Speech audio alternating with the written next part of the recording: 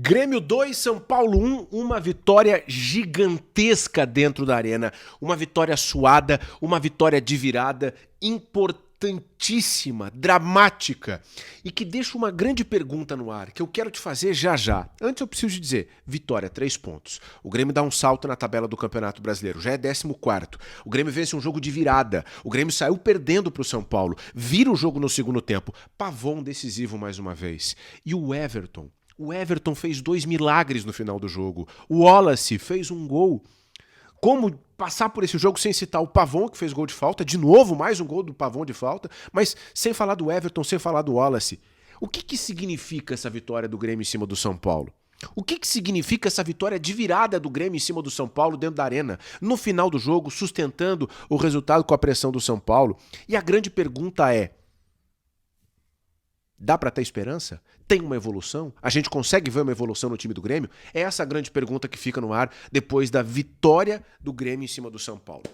Bom, eu não me lembro a última vez que o Grêmio venceu um jogo de virada. Se tu lembra, já deixa nos comentários aqui. O fato é que o Grêmio virou para cima do São Paulo. E, começando em ordem cronológica, o Grêmio repetiu basicamente o mesmo time que vem jogando. Né? E o jogo contra o São Paulo foi o 7º jogo depois da Copa. E por que eu tô colocando isso aqui? Porque o São Paulo ele ficou quase 2 semanas, mais de 10 dias, só treinando, enquanto o Grêmio teve 2 confrontos com o Mirassol pela Copa do Brasil. Tá? Isso é importante pra gente entender o contexto do jogo. Isso vai aparecer no segundo tempo do jogo contra o São Paulo. E, a meu ver, isso dá ainda mais peso para essa vitória do Grêmio. Esse contexto. Mas vamos lá. Bom, o Luiz Castro manteve a estrutura com Noriega, Vijaçante e Nardoni. Ele tirou o Amuso e colocou o Giovani Cabral. E é isso, né? E eu vou dizer pra vocês que o primeiro tempo foi um bom primeiro tempo, tá? O primeiro tempo foi um primeiro tempo muito igual, muito parecido. O São Paulo e o Grêmio tentando controlar no meio ou tentando criar, mas era um jogo normal, assim. O Grêmio não fazia uma partida ruim. O Grêmio começou até melhor. O São Paulo depois toma um pouquinho de espaço, chega perto da área, tem uma bola perigosa que o Luciano cabeceia e passa do lado direito do gol do Everton. Mas a melhor chance do primeiro tempo, ela surge pro Grêmio. Né? É uma bola longa para frente, o Villaçante, meio desequilibrado, finaliza, o Rafael faz uma baita defesa e o Carlos Vinícius tem a bola do jogo. A bola do jogo está na frente dele e ele não consegue finalizar bem e o Rafael faz uma segunda defesa em menos de 1 minuto. Na mesma jogada, o goleiro do São Paulo faz 2 milagres e salva o São Paulo. Ou seja, ali, naquele momento, o Grêmio era o dono da melhor oportunidade do jogo, da grande chance da partida. Num jogo que era igual, o Grêmio bem, o Grêmio controlando o São Paulo dentro do possível, o Grêmio... o Nardoni entrando um pouquinho mais em direção à área, o Villaçante se movimentando, um primeiro tempo com o lado direito muito intenso, com o Diego Caetto, o Villaçante e o Pavon. Aliás, esses 3, eles já tinham mostrado isso em outros jogos recentes, essa intensidade, esse volume, né? E o Grêmio faz um bom primeiro tempo. E aí vem a falha e o gol. O Wallace acerta o passe, e nem sempre o passe certo é um passe bom, né? O Wallace acerta o passe, o Nardoni erra o domínio, o São Paulo recupera essa bola, faz uma dobra na ponta esquerda ofensiva e o gol acaba saindo. Essa bola já tinha entrado quando o Calleri finaliza, né? Até tem que conferir como que foi lançado na súmula, mas pode ser um gol contra do Gustavo Martins. E o São Paulo faz 1-0. E aí passa um filme de terror na cabeça de todo torcedor que estava no estádio e quem estava assistindo o jogo, porque o Grêmio tinha um jogo bom, não era um jogo terrível do Grêmio, mas também não era um jogo magnífico, e toma o gol. E aí? E aí? E aí o Grêmio vai lá e surpreende. O Grêmio começa o segundo tempo bem. O Grêmio, que terminou o primeiro tempo com mais finalizações, com mais posse, pressionando mais do que o São Paulo, toma o gol e no segundo tempo não muda. O Grêmio, inclusive, ele consegue ser mais agudo, ter mais profundidade. Tem só uma troca, né? Sai o Giovani Cabral, entra o Amuso. No primeiro tempo, o Giovani Cabral ele apareceu várias vezes. Ele até tem uma finalização no começo do jogo que não parecia ser uma finalização tão perigosa e o goleiro do São Paulo põe para escanteio. Mas o primeiro tempo do Giovani Cabral não foi lá essas coisas, né? Aí ele sai, entra o Amuso e o Grêmio consegue o empate muito cedo, né? O Carlos Vinícius escora e o Wallace, que é uma grata surpresa, né? O Wallace empata o jogo. E aí todo mundo pensa, bom, empatou, agora pode ser, né? Mas eu confesso para vocês que ao longo do segundo tempo, eu percebi o Grêmio sentindo aquele contexto que eu falei no início do vídeo, né?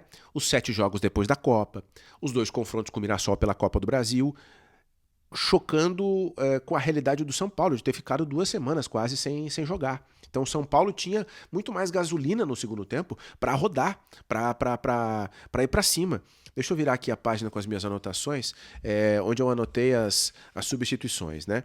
O Amuso entrou no intervalo, aí tem o Dodi no lugar do Nardoni, o Nardoni muito vaiado. Eu não gostei da atuação do Nardoni, né? Não sei a tua opinião, quero o teu comentário aqui embaixo. E aí depois o Bright White entra no lugar do Carlos Vinícius também com vaias, né? O Bright White entra pouco depois dos 30 do segundo tempo. Eu não gostei da atuação do Bright White, tá? Mas eu entendi a saída do Carlos Vinícius, que estava extenuado, e o Carlos Vinícius perdeu um gol que ele não pode perder, né? Ele como centroavante, ele como um dos destaques do Grêmio, ele não pode perder o gol que ele perdeu no primeiro tempo. Não pode. Não pode. Ah, mas ele não pode. E ele, mais do que ninguém, mais do que tu, mais do que eu, mais do que o Luiz Castro, ele sabe que nesse time ele vai ter poucas oportunidades. E ele não pode perder as chances que aparecem assim.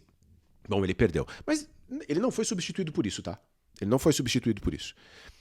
Visivelmente ele estava cansado, estava desgastado, assim como todo o time do Grêmio. E aí o São Paulo ele coloca, vejam só, a primeira troca do São Paulo é aos 25 do segundo tempo, com a entrada do Bobadilha, aí tem Cauli, tem André Silva, no final entra mais 2 caras, mas aí já é bem no final, mas o São Paulo tem mais perna do que o Grêmio no segundo tempo. E o São Paulo começa a empurrar o Grêmio para trás, e o Grêmio com dificuldades, e o Grêmio com dificuldades, e o Grêmio com dificuldades. Quando vem a falta aos 40 minutos do segundo tempo, uma falta do lado da área, Pavon e Marlon. Eu olhei e digo, o Pavon vai bater. E faz todo sentido. O Pavon fez o gol da classificação contra o Mirassol, o Pavon voltou a jogar numa posição que é a dele, o Pavon é muito, muito, muito querido pelo grupo, o Pavon tem muito cartaz com a comissão técnica, não só com o Luiz Castro, e ele tá com moral. Naquele momento ali é pro cara que tem moral. Pro cara que tá com a flechinha pra cima, sabe? Tu que jogava PES, tu que jogava Wing Eleven, o cara tá com a flechinha pra cima, velho. Ele pegou a bola, bateu. E aí, não tinha ninguém do São Paulo por baixo, a batida dele sai por baixo. Não me parece tão bonito quanto o gol que foi contra o Mirassol, porque ele tira da barreira, mas é um gol extremamente importante. Um gol extremamente importante num jogo em que o Grêmio foi melhor no primeiro tempo, mostrou brio, mostrou vontade de ir pra cima e conseguir o empate. E quando o Grêmio estava mal fisicamente, quando o São Paulo estava começando a arregaçar as mangas, o Grêmio faz o 2-1. E essa vitória, ela é tão importante, não só pela situação da tabela, mas justamente por esse contexto. O Grêmio consegue o segundo gol quando parecia que não teria mais perna para isso. O Grêmio consegue uma vitória depois de sair perdendo. E se a gente considerar a temporada do Grêmio 26, imaginar uma virada é muito difícil. E o Grêmio conseguiu fazer isso. O Grêmio virou o jogo, o Grêmio conseguiu sustentar essa virada, porque aí vem 2 lances que são, olha, 2 lances que são surreais. O primeiro deles é uma cabeçada do Arboleda. O Arboleda ganha da marcação, se eu não me engano, é o Marlon no escanteio. Ele sobe completamente livre, ele cabeceia e o Everton faz um milagre, rente ao chão e salva o que seria o empate do São Paulo. E aí depois vem uma bola num escanteio do outro lado, que bate na trave, volta pro Bobadilha, e o Bobadilha, meio de susto, finaliza, e o Everton, também no reflexo, ele salva. Duas grandes defesas do Everton. Então, se é verdade que o Pavon é o cara de mais uma vitória, a segunda vitória seguida do Grêmio na temporada, Mirassol e São Paulo, o Everton, cara, ele fez 2 milagres. Ele fez 2 milagres, salvando o que seria um empate. E coloca aí o Wallace, que fez o gol de empate. Então, essa vitória, ela tem 3 destaques individuais, tá? O Pavon, o Everton e o Wallace, né? Mas o grande ponto aqui, gente, deixa eu virar a folha aqui e voltar para as minhas outras anotações. Acompanhem comigo. O Grêmio é 14º lugar nesse momento, 25 pontos. Dá uma respirada. O Grêmio, depois da Copa, enfrenta o Mirassol, numa sexta-feira, perde por 2-1. Vai a La Paz, perde por Bolívar 3-2. Empata com o Fluminense, jogando bem, merecendo ter vencido o jogo. Vejam que eu só coloquei isso nessa partida contra o Fluminense, tá? Aí perde pro Bolívar, um jogo terrível. Uma das piores atuações que eu vi do Grêmio em casa. Nervoso, ansioso, poderia ter tomado mais do Bolívar, tá? Aí empata com o Mirassol, Copa do Brasil, né? Vence o Mirassol e agora vence o São Paulo. São 7 jogos, 2 vitórias, 2 empates e 3 derrotas. A minha pergunta é, essa vitória contra o São Paulo, ela serve para mostrar alguma evolução? A gente consegue ver alguma evolução? Ou desse jogo só fica o resultado? Tá? Dá para ter alguma esperança? Essa é a grande pergunta. A vitória do Grêmio em cima do São Paulo, ela é importante, ela é dramática, ela é suada, ela é gigantesca. Porque é de virada, porque o Grêmio sai da zona do rebaixamento, porque o Pavão é protagonista, porque o Everton faz milagre, porque o Wallace vai lá e é uma baita numa história, uma grata surpresa. Mas a grande pergunta que fica é, dá para ter esperança?